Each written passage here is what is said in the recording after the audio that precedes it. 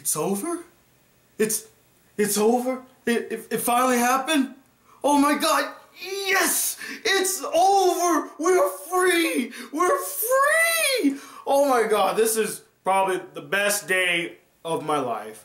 Now, if you guys couldn't guess, I'm going to be talking about a lot of spoilers here in this video about Game of Thrones Season 4 Episode 2. So if you have not seen that episode yet, leave this video right now. I do not want to ruin this monumental and glorious moment for everyone who has seen Game of Thrones since Season 1. This is a monumental moment because, guys, Joffrey is finally fucking dead. I was so happy. I mean, I had this big smile on my face after the episode ended, and I talked to my friends who were sitting next to me. I'm like, did that really happen? Is it really over? Is he really dead? And they're like, yep, he's really dead.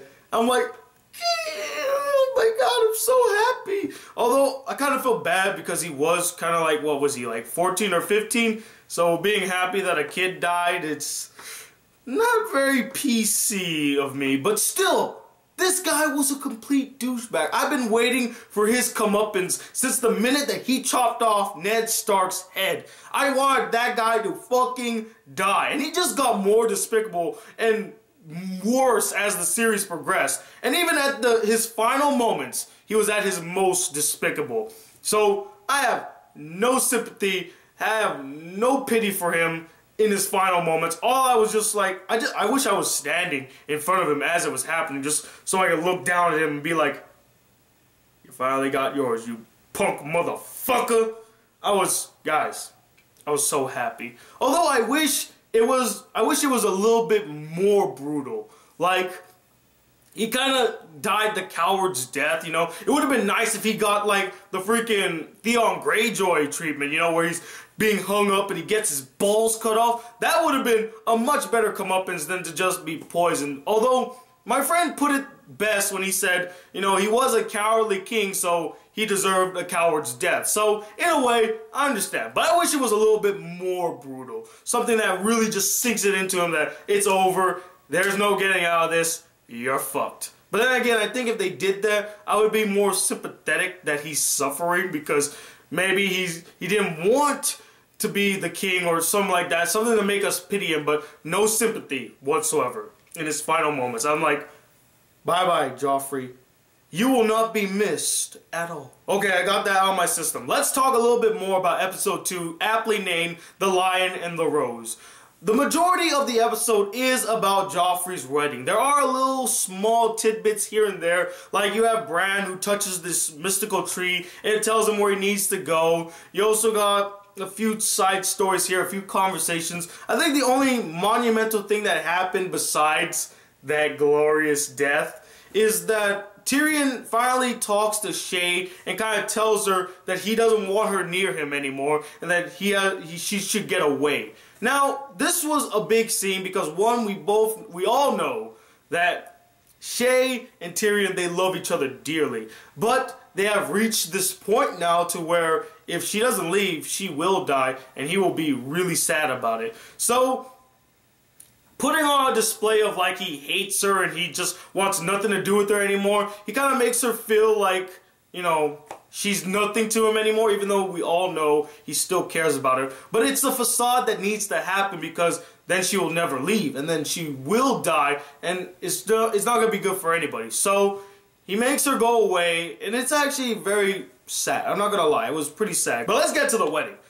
This is the most uneasy and heated wedding ceremony I've ever seen. From the get-go, from when they were standing at the altar, and there are a lot of good camera shots. Really pay attention to those camera shots because they kind of give a hint to who really committed this murder or the poisoning basically. But after the wedding scene, we get to the reception and like I said, it is so heated. Every conversation that each of the characters have are just heated. It has this whole feeling of anger and hatred and, oh man, I hate you. There was a conversation with Tywin and the Martell guy. There was a conversation with Jaime and Lawrence. There was a conversation with the new queen and the previous queen regent. I mean, everything in here was heated. All leading up to probably Joffrey's most despicable moment since he cut off Ned Stark's head, where he is just basically poking and taunting his uncle, saying, oh, you know, you should go and fight my battle, and then you have a witty exchange by Tyrion, and then he just starts treating his uncle like shit, like, you're gonna be my cupbearer. He pours, like, wine on his head. He is just being such an asshole. And you're sitting there and you're like, can you just fucking die already? Like, seriously, just fucking die already. I am done with you right now. Even in your wedding, you cannot be redeemed. They tried so much. Marjorie has done so much to make the king likable, yet nothing. He just ruined it in those final moments. This is one of the most awkwardest weddings you could ever attend. Like, I felt so uneasy just watching it. Imagine if I was there, just seeing the king treat his uncle like shit. It was so bad. But let's fast forward a little bit more. After he's done taunting his uncle, they bring out the cake, he cuts it open, birds fly out, and as he's eating it, he asks his uncle, Uncle, I'm thirsty, give me the cup again. And he has to, okay, here's the cup. And then he drinks it, and I guess he's about to say something to his uncle, and he starts going, and then he starts, and then you see that look in his eyes. He's just like, what?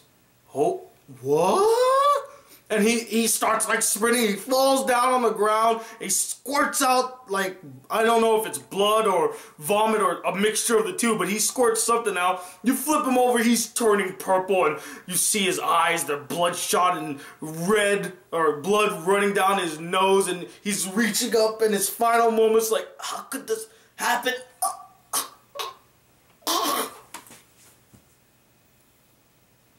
Dead. He is dead. And then Cersei goes ballistic, blaming Tyrion. He's like, get him! Get him! Arrest him now! And shit hits the fan. I kinda hate the fact that once again Tyrion is blamed for a crime that he did not commit. For the second time in the series. This is fucking ridiculous. Could we not have blamed somebody else? Honestly. But still, forget that. That was just... oh my god, that was beautiful. I actually saw this episode twice, and I loved it even more the second time around. Now, there are speculations as to who did the poisoning or who was the one that did it. I actually know because I asked my friends who it was, because I didn't want to be in suspense. I just wanted to know. But I will not tell you guys who it is here, because if you want to keep the suspense going, you want to guess who it is, I'll leave that to your own accord. But I will ask you, who did you think did the murder? Make sure you comment below and let me know.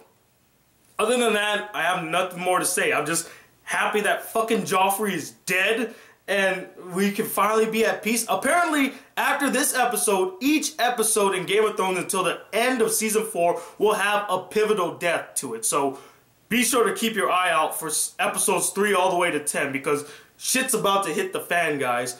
I will say it's gonna suck now that Joffrey's dead, because now we won't have that big prick to really hate on. I mean, there's still Cersei, and there's that asshole who cut off Theon's dick. I hate that guy. I would love for him to get his comeuppance as well. So, but there's never going to be another Joffrey, honestly. And I have to give props to Jack Gleeson, the guy who did the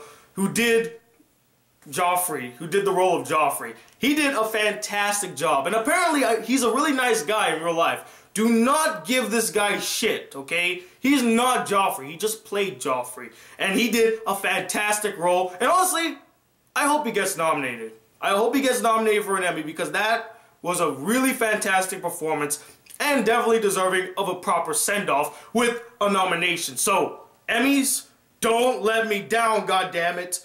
Other than that, that's really all I gotta say about this episode. really enjoyed it. Joffrey is finally dead. And I'd like to know what you guys thought of the episode. Did you really like it? Were you really sad that Joffrey died? Be sure to comment below and let me know. And also tell me, who did you think committed the murder? And until then, guys, go check out We Live Film. I have my top 10, or not top 10, my top 5 favorite Johnny Depp performances there. I'll put a link at the end of this video. And I will be reviewing Transcendence. I will be seeing it tonight, and I'll be reviewing it tomorrow. So stay tuned for that. And I am watching Myself, Yourself as we speak right now, and it is fucking dull. But maybe it'll get better. I'm only on episode 3, so let's see what happens. But until then, guys, hit that subscribe button if you're new to my channel. Welcome to the Black Critic Guy. Like this video if you really enjoyed it. And I'm Tony Watt II, the Black Critic Guy. And the purple wedding has just happened. So happy. Peace, YouTube.